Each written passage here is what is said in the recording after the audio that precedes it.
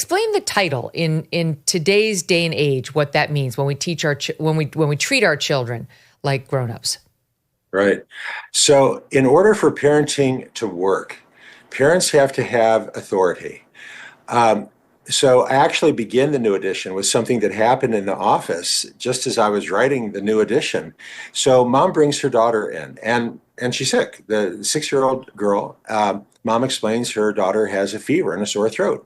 So after mom explains what's going on, I say, okay, time for me to take a look. Would you please open your mouth and say, ah? And daughter shakes her head, no. And I say, okay, mom, looks like I'm going to need your help here. Would you please ask your daughter to open wide and say, ah? And mom says, her body, her choice.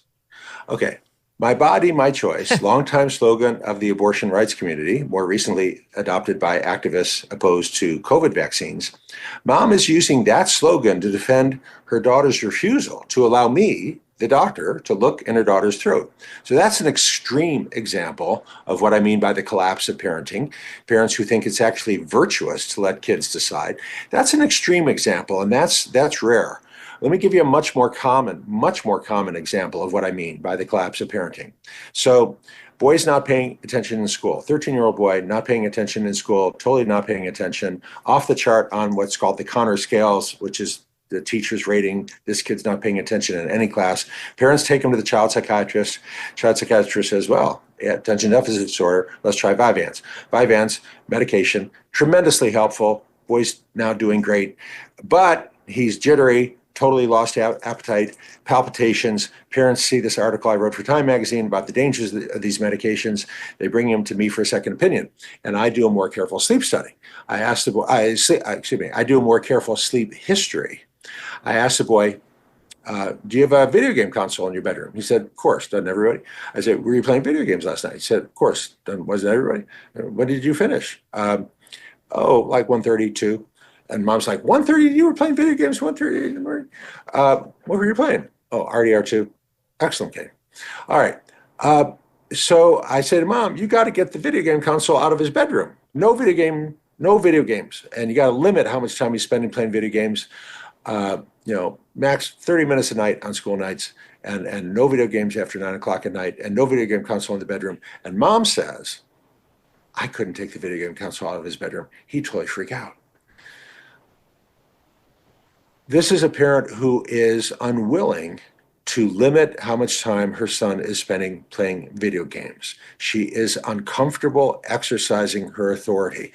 That is very common. And that is also what I mean by the collapse of parenting.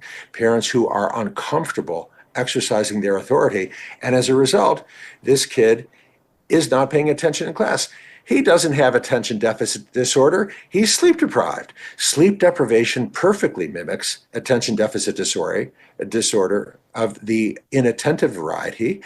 Vyvanse was immensely helpful. What's Vyvanse? What's Adderall? They're amphetamines. They're speed. They compensate for the sleep deprivation. But the appropriate remedy for sleep deprivation is sleep, not Schedule II amphetamines. And the psychiatrist failed to do a careful sleep history. And this is happening all the time. And I see this a lot as a family doctor, these kids who are being medicated because the parents are not doing their job. That's happening a lot. How about the drive for good grades? Because I had one parent write in saying, how hard should I push my teenager in today's day and age with kids suffering from anxiety? If my kid is like, I'm striving for B's, do I just say, good for you, honey, do what you think is right? Or do I say, well, why not A's? Maybe you don't have to play 2.5 hours of basketball. Maybe you could take one of those hours and go for an A. But parents are almost afraid to do that now because, our kids are all so stressed out. Well, when I speak to parents, I do a lot of presentations for parents. And this is okay. I don't want to come across the wrong way. The book is not a rant against bad parents. The objective of the book is to empower the parents to exercise their authority, to encourage that parent to do the right thing, to do what you should do. That's what I'm trying to do there. So you asked about grades. So when I speak to parents, either individually or in groups, I will often say, I'll mention a longitudinal cohort study, which is a study where you follow kids from childhood through adolescence all the way to 32, 40, 50 years of age. What characteristic of a child best predicts good outcomes at 30, 40, 50 years of age? Is it the grades that they got? No, it's not. It's character. It's honesty. It's self-control. So it follows from that our top priority as parents is not top grades. It's honesty and self-control. So good grades are great. There's nothing wrong with that. But character and self-control and honesty are more important. And as a family doctor, I've seen a big change. 20 years ago, parents were more likely to say, I'd rather you get a C on the test honestly than cheat and get an A. And that's the right thing to say. Today, I hear parents who say, hey, you want to get into top university, you've got to have amazing grades. And there has been a rise in cheating over the last 20 years, which I document.